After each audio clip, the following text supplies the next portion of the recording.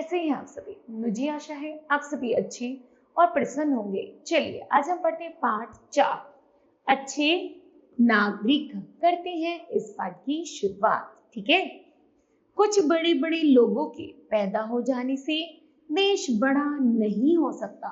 देश बड़ा होने के लिए आवश्यक है कि हमारे सभी देशवासी अपने अधिकारों और कर्तव्यों को समझें और उसी के अनुसार कार्य करें। हम किसी श्रेणी अथवा जाति के चक्कर में न पड़े। इस बात का ध्यान सभी लोग रखें कि देश सबका है, किसी एक व्यक्ति या समूह का नहीं। देश तभी सुदृढ़ रह सकता है जब सब लोग अपना अपना कार्य समुचित प्रकार से करें। हमारी सबसे बड़ी आवश्यकता कार्यकुशल नागरिकों की है। ठीक है, कार्यकुशलता क्या है और कार्यकुशल व्यक्ति कौन है? कार्यकुशलता का पहला अंग तो यह है कि हम अपने कार्य को अच्छी तरह जाने। हम में से अधिकतर लोग कार्य को उठा तो लेते हैं पर उसे अच्छी तरह जानते नहीं और नहीं जानने का यत्न ही करते हैं। जब सफलता नहीं मिलती तो अपने को दोष न देकर दूसरे को दोष देते हैं। साधारण रूप से शायद यह समझा जाता है कि घास छीलना या झाड़ू देना बहुत सरल काम है। यदि इन कामों को करने की कोशिश करें तो मालूम हो जाएगा कि इसके लिए भी कितनी शिक्षा की आवश्यकता है।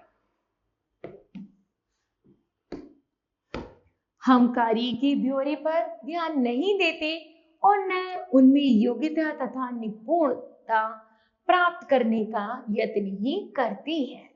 इससे हमारा काम खराब होता है। यदि हम लोग अपने अपने काम के एक एक अंग को समझें और उसमें प्रवीण होने का ध्यान रखें तो हम अपनी और अपने काम दोनों की वृद्धि और उन्नति कर सकते हैं। कार्यकुशलता छोटे और बड़े का भेद नहीं जानती। जो कार्यकुशल होगा वह आरंभ में चाहे कितना ही छोटा क्यों ना हो अवश्य उन्नति करेगा।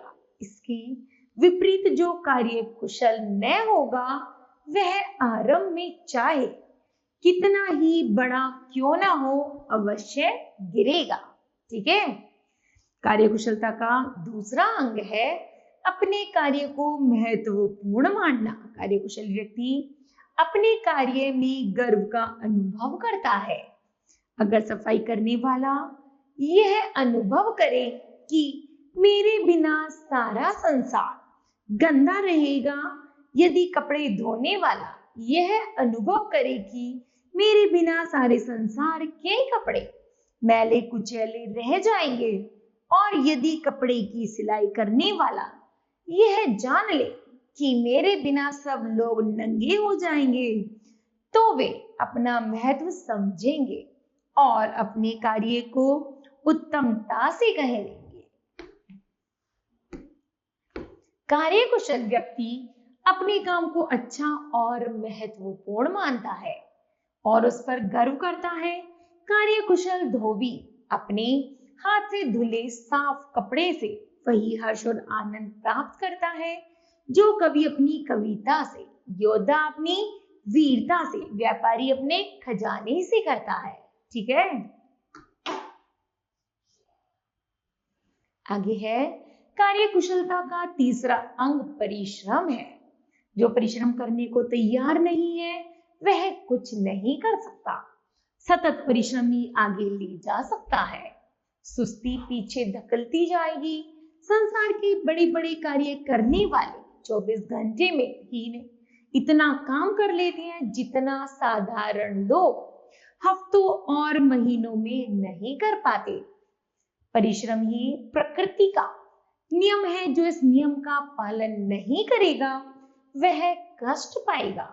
कार्यकुशल नागरिक अपने कार्य को जानने वाला, उस पर गर्व करने वाला और उस कार्य में परिश्रम करने वाला होता है।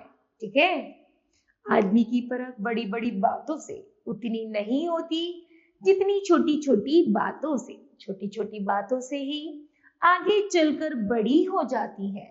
छोटा सा छेद बड़े से बड़े जहाज को डुबा देता है। छोटी सी फुंसी बड़े से बड़े पहलवान को मार सकती है। अतः छोटी छोटी बातों की उपेक्षा मत कीजिए, वे बड़े से बड़ी बातों से बड़ी हैं।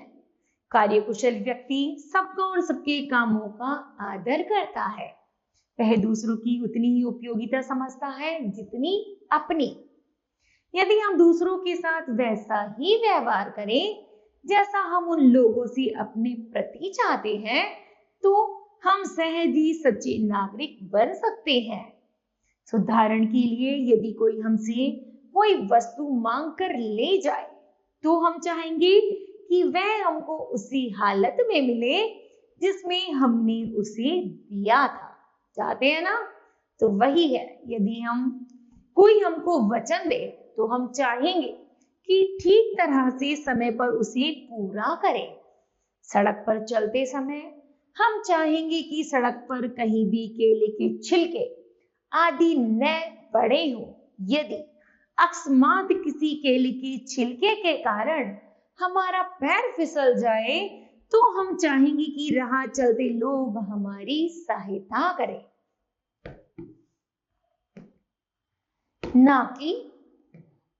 ना कि उपहास करें।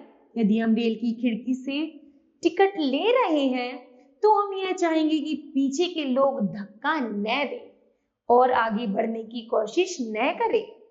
हमको चाहिए कि अपनी बात का सदैव निर्वाह करें, वचन का पालन करें, उधार ली गई वस्तु को उसी हालत में समय पर लौटा दें, रास्ते में गंदगी न फैलाएं आदि। इसके साथ ही यदि हम परिश्रम और लगन से अपना कार्य करें, तो हम अच्छे नागरिक बन सकते हैं। ठीक है, तो बताओ बच्चों, आपने इस कहानी से क्या शिक्षा ली? हमने शिक्षा ली, एक अच्छा नागरिक ही देश की सबसे मूल्यवान संपत्ति होता है। ठीक है, तो इस तरह बच्चों यह पाठ समाप्त होता है। मुझे आशा है कि यह पाठ आप सभी को भी समझ आया होगा। धन्यवाद।